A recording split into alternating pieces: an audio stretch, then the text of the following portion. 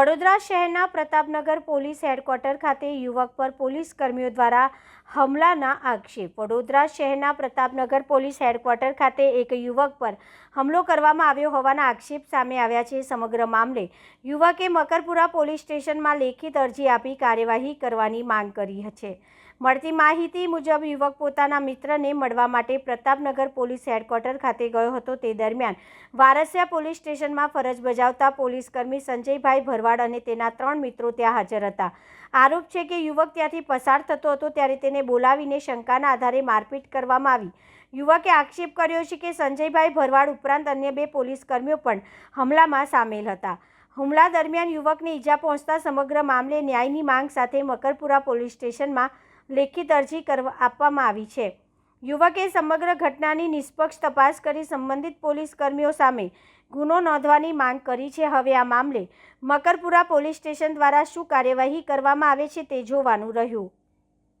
નામ પ્રજ્ઞેશ જાદવ છે। હું દંતેશ્વરમાં રહું છું અને હું મારા મિત્રના ઘરે જે પ્રતાપનગર પોલીસ લાઇનમાં HQમાં જે રહે છે જેનું નામ ભાવેશ વાઘેલા છે, હું એના ઘરે જ હતો અને લગભગ 8 વાગ્યાનો સમય હતો અને લાઇનમાં જતા બેરેક પાસે એક ભાઈએ મને ખબર નહીં બોલાયો અને મને ગાળાગાળી ચાલુ કરી દીધી અને મારવાનું ચાલુ કરી દીધું।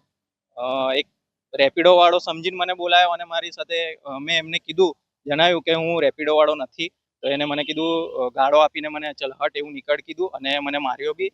જેમની સાથે એડીઆઈ ભવાની ઠાકોર અને નવા રિક્રુટ જેમનો ચેસ્ટ નંબર 188 છે અને જેમનું નામ હમણાં હાલ જેમને મને માર્યો એમનું નામ સુરેશ છે, જે વારસિયા પોસ્ટેમાં હમણાં હાલ છે। મને એટલું મારા મિત્રો થકી જાણવા મળ્યું છે। કેટલા જણા હતા? મારવામાં 3 જણા હતા। ત્રણનું નામ શું? એડીઆઈ ભવાની ઠાકોર, સુરેશભાઈ અને 188 ચેસ્ટ નંબર જેમનું નામ મને નહીં ખબર। શું કારણ હતું મારવા માટે? મને કારણ તો જણાવ્યું જ નહીં। એ લોકોએ વગર કામનું એમને એવું કે હું રેપિડો વાળો છું અને મને બોલાયો, મેં એમને કીધું હું રેપિડો વાળો નથી, તો એને મને વગર કામનો ગાળો પણ આપી અને મને માર્યો છે ત્રણેય। હું હમણાં મકરપુરા પોસ્ટેમાં આવ્યો છું, જ્યાં મેં લેખિતમાં આપ્યું છે આની પર કાર્યવાહી થાય।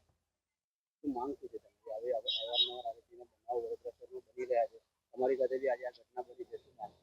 મારી એ જ માંગ છે કે સારી રીતે ન્યાય થાય, બસ।